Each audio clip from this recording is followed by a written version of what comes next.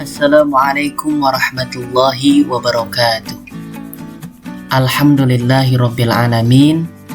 Bersyukur kita kepada Allah Subhanahu wa taala. Berselawat kepada Nabi Muhammad sallallahu alaihi wasallam. Allahumma shalli ala sayyidina Muhammad wa ala ali sayyidina Muhammad. Bagaimana kabarnya anak-anak? Semoga kita semua selalu dalam keadaan sehat walafiat. Alhamdulillah, pada pertemuan kali ini kita mulai memasuki bab 4 tentang adab sholat dan berzikir. Baik anak-anak, kita masuk ke pembahasan pertama, yaitu tentang sholat. Anak-anakku, sholat merupakan ibadah yang diwajibkan atas setiap muslim. Sholat merupakan manifestasi bentuk ketaatan keimanan seseorang hamba kepada Sang Khalik, kepada Tuhannya. Ketika kita melaksanakan sholat berjamaah di masjid, maka tidak ada perbedaan antara yang kaya maupun yang miskin. Semuanya sama-sama menghadap Allah Subhanahu wa taala dengan ketundukan kepasrahan. Maka dari itu, kita mesti mempersiapkan jasmani dan rohani kita untuk bisa berkonsentrasi dan khusyuk mendirikan sholat. Maka dari itu, perlu kita untuk mempelajari dan mengetahui adab sholat yang baik dan juga berzikir dengan baik. Syekh Abdul Qadir Al-Jailani mengatakan, orang itu dikatakan dekat dengan Allah selama dia meluangkan waktunya untuk berzikir, mengingat Allah setiap hari. Pengertian sholat. Sholat menurut bahasa Arab berasal dari kata sholah yang memiliki arti doa. Adapun menurut istilah syara', sholat adalah suatu ibadah yang tersusun dari beberapa perkataan dan perbuatan yang diawali dengan takbiratul ihram dan diakhiri dengan salam. Anak-anakku, sholat merupakan rukun Islam yang kedua, sehingga tidak sempurna Islam seseorang apabila dia tidak melaksanakan sholat. Bahkan di dalam hadis, sholat itu ibarat tiang agama.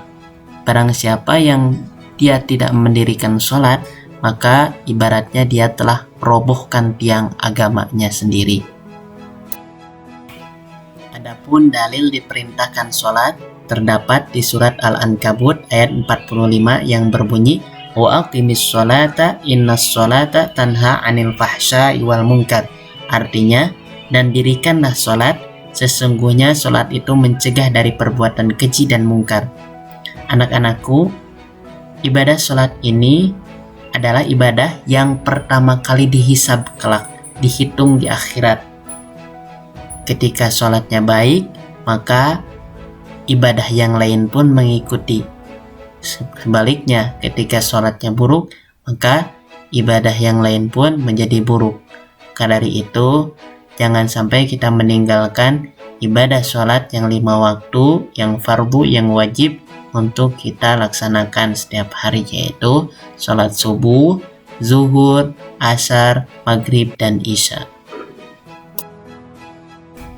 Baik, selanjutnya kita masuk ke pengertian zikir. Zikir merupakan sarana untuk berkomunikasi langsung seorang hamba kepada Sang Pencipta, yaitu Allah Subhanahu wa taala. Zikir ini juga bisa mendatangkan ketentraman. Ketika kita berzikir mengingat Allah Subhanahu wa taala, maka hati kita akan tentram, hati kita akan merasa tenang. Zikir secara bahasa itu berasal dari kata zakaro yang memiliki arti mengingat atau menyebut.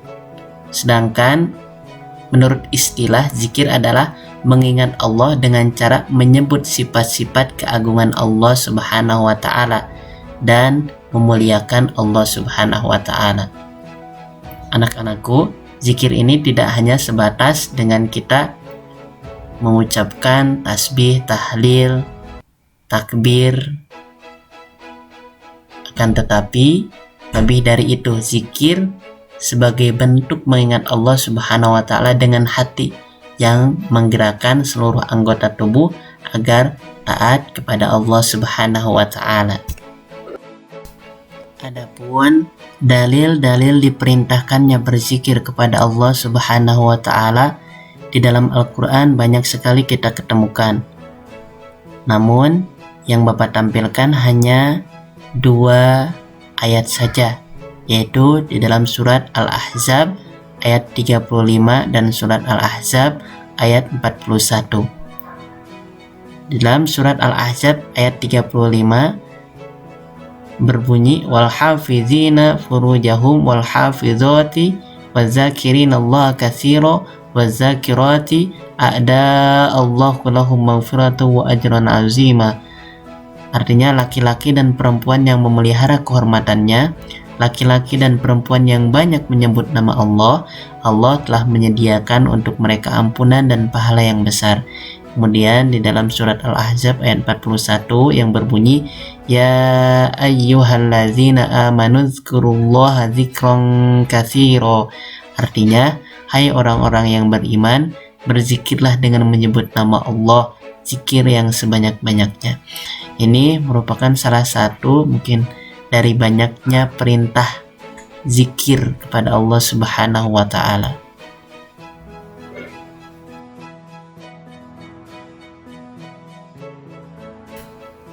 Baik anak-anak, selanjutnya kita masuk ke inti pembahasan, yaitu tentang adab sholat dan zikir.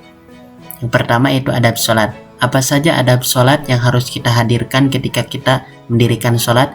Yang pertama itu khusyuk atau konsentrasi, sebagaimana firman Allah di dalam surat Al-Mu'minun ayat 2, allazina hum fi sholatihim khashi'un, yang artinya yaitu orang-orang yang khusyuk dalam sembahyangnya. Jadi yang pertama kita harus khusyuk ketika kita mendirikan sholat. Kita harus konsentrasi. Jangan sampai ketika sholat kita memikirkan hal yang lain.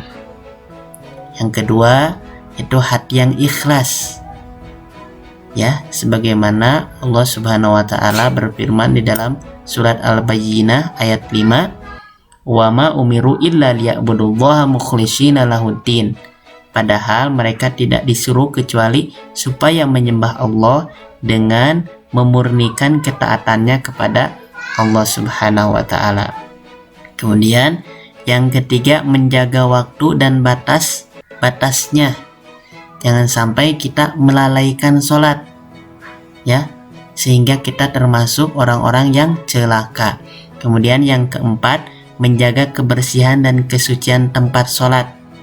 Jangan sampai kita sholat di tempat yang terdapat najisnya sehingga sholat kita tidak sah. Kemudian yang kelima menyingkirkan gambar, tulisan atau apa saja yang mengganggu kekhusyuan sholat, seperti menggunakan baju yang bergambar sehingga mengganggu temannya ataupun yang sholat di belakangnya. Kemudian yang keenam adalah memakai pakaian yang terbaik yang kita miliki. Usahakan kita sholat jangan sampai kita menggunakan pakaian yang tidak bersih, kotor, ya, karena kita akan menghadap Allah Subhanahu wa taala, maka pakailah pakaian yang terbaik yang kita miliki. Kemudian yang ketujuh menyesal serta bersedih. Dan yang kedelapan melakukan dengan khusyuk. Maksudnya jangan sampai ketika kita mendirikan sholat kita memikirkan sesuatu hal yang lain selain Allah Subhanahu wa taala. Selanjutnya ada berzikir. Apa saja ada berzikir? Yang pertama ikhlas, yang kedua merendahkan suara, yang ketiga berzikir dengan zikir dan wirid atau bacaan tertentu, yang keempat mencoba memahami maknanya, karena dengan kita paham makna dan artinya itu dapat mendatangkan kekhusyuan kita dalam berzikir. Yang kelima duduk di suatu tempat atau ruangan yang suci. Yang keenam mewangikan pakaian dan tempat, baik itu dengan menggunakan minyak wangi, pakaian yang bersih dan juga halal. Yang ketujuh memilih tempat yang agak sunyi. Boleh memejamkan mata ketika itu bisa menghadirkan kekhusyuan dan konsentrasi kita saat berzikir. Adapun hikmah sholat, yang pertama adalah mendidik disiplin dan menghargai waktu. Yang kedua, menjadikan hati tenang. karena sholat merupakan hubungan antara hamba dengan penciptanya. Yang ketiga, menyadarkan manusia tentang hakikat dirinya yang merupakan hamba Allah Subhanahu wa Ta'ala. Yang keempat, menanamkan nilai tidak ada yang memberi kenikmatan dan pertolongan selain Allah Subhanahu wa Ta'ala. Yang kelima, sholat dapat menjauhkan diri dari perbuatan keji dan mungkar. Dan yang keenam, sholat dapat menjauhkan diri dari sifat sombong. Itu tadi merupakan hikmah daripada sholat. Baik, selanjutnya adalah manfaat dari zikir. Apa saja manfaat ketika kita mengingat Allah berzikir? Yang pertama itu membuat orang lebih bersemangat untuk berusaha. Yang kedua, hati menjadi lebih tenang. Yang ketiga, bersabar dan ulet dalam menghadapi masalah apapun. Yang keempat, mempunyai harapan-harapan hidup yang tersimpan di dalam jiwa. Yang kelima, menjadikan diri ini semakin dekat dengan Sang Pencipta. Yang keenam, menjadikan diri kita sebagai orang yang rendah hati dan tidak sombong. Yang ketujuh, semakin arif dan bijaksana dalam menyikapi permasalahan apapun yang kita hadapi. Baik, anak-anak, mungkin itu bahasan yang bisa Bapak sampaikan pada pertemuan kali ini. Mudah-mudahan dapat dipahami dan bermanfaat. Mohon maaf kalau ada kekurangan. Wassalamualaikum warahmatullahi wabarakatuh.